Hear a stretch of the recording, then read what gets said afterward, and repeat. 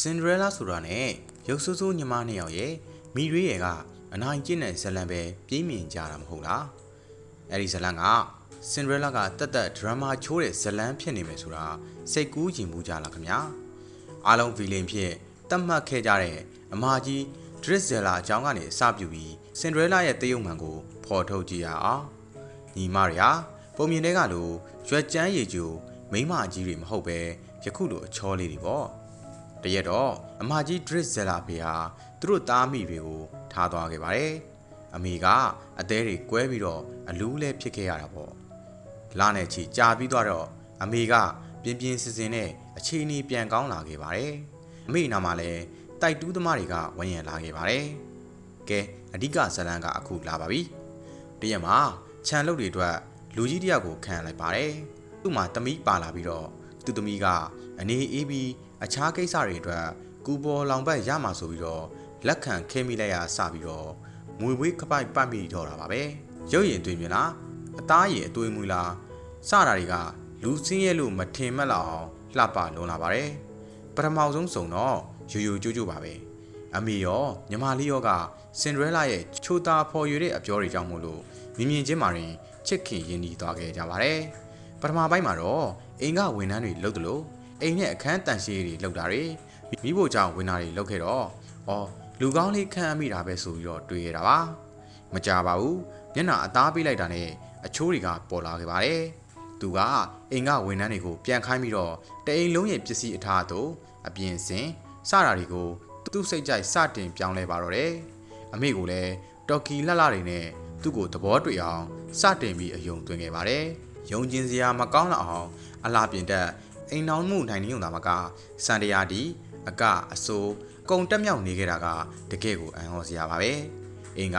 ပွဲတော်လုပ်တဲ့အခါမှာအဲ့ဒီက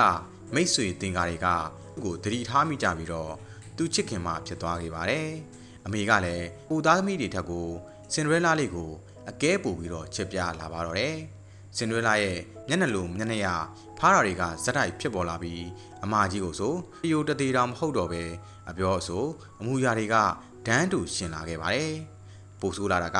အမေကသူတို့သားဖားရဲ့ထောင်ချောက်မိသွားခဲ့တာပါပဲညားသွားပြီးတဲ့အခါမှာအမကြီးအချိန်ချင်းဒါလဲဆူယူတယ်ပြန်အောင်စူပူကျိန်မောင်းခံခဲ့ရပါတယ်အချိန်ကမှပဲစင်ဒရဲလာကတော့အကျန်းအောင်မြင်တော့ပျော်ရွှင်နေခဲ့ပြီးသူကအမေသမီးဖြစ်ပြီပေါ့ဒါတွေကိုစိတ်နာတဲ့အမကြီးကအိမ်နဲ့ဝေးရာကိုခဏထွက်သွားခဲ့ပါတယ်အဲ့ဒီနေ့မှာပဲသူဟာသစိမ်းယောက်ျားလေးတယောက်နဲ့ဆုံခဲ့ပါတယ်အဲ့ဒီကောင်လေးကအားလုံးသဘောတူကြတဲ့စင်ဒရဲလာရဲ့ဖက်နဲ့လိုက်ရှာတဲ့မင်းသားလေးပေါ့သူကဘင်းရင်သားမှမပြောပါဘူးတယောက်နဲ့တယောက်အိမ်ကြီးမိတ်ဆွေလှုပ်တန်းကစားခဲ့ကြပါတယ်မကြာခဏဆုံဖြစ်ရင်စာအုပ်ဖတ်အတွေ့တွေဖလှယ်ရင်အပြင်လောကရဲ့သတင်းတွေကိုမျှဝေခဲ့ကြပါတယ်မကြပြန်ပါဘူးအိမ်မှာကြရက်တစ်ခုထလာခဲ့ပါတယ်ဟိုလူကြီးကအမေလက်ဝက်လက်စားတွေခိုးပြီးအိမ်ကထွက်ပြေးသွားကအဲ့ဒီနေ့ကအမေကမီးနှခါနာလို့အော်ငိုပြီးတော့စင်ဒရဲလာကတော့သူကဒီမှာပဲပျော်ပြီးနေချင်ခဲ့တာကြောင့်သူ့ဖေဒီလိုလုပ်တာ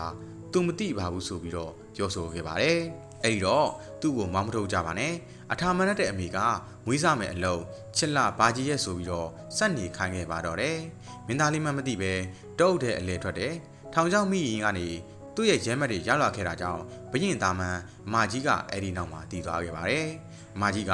လင်ခံထားရလို့စိတ်ကောက်နေခဲ့တာပေါ့နောက်တော့မင်းသားကပဲပြန်ချော့ပြီးတော့သူကတာမန်လူလိုပဲနေခြင်းပေမဲ့နိုင်ငံရေးကိစ္စတွေသူ့ဖေပြင်းကြီးကြောင့်ပင်ပန်းရတာတွေကိုရင်ဖွင့်ခဲ့ပါတယ်။မာကြီးကသူ့အကြောင်းပြန်ပြောရင်အင်ကြီးရှင်မလုံနေတဲ့စင်ဒရဲလာအကြောင်းကိုပါပြန်ပြောဖြစ်ခဲ့ပါတယ်။ပြောနေရင်လည်းတယောက်နဲ့တယောက်မြစ်တာမျှပြီးမင်းသားလေးနဲ့အမကြီးတို့ချစ်ကြိုက်ခဲ့ကြပါတယ်။အပိုင်းနှစ်မှာတော့ပန်းနူသွေးစင်ဒရဲလာမနဲ့ခင်မွတ်မွေကြီးဖြစ်ခဲ့ရတဲ့ဒရစ်ဇယ်လာအကြောင်းကိုဆက်ပြောပါမယ်။ပြီးတော့ပန်းနူသွေးလေးစင်ဒရဲလာကမင်းသားလေးကိုဘလို့စနိုက်ကြော်သွားမလဲဆိုတာကိုစက်ကြည့်ပေးကြပါအောင်ခင်ဗျာ။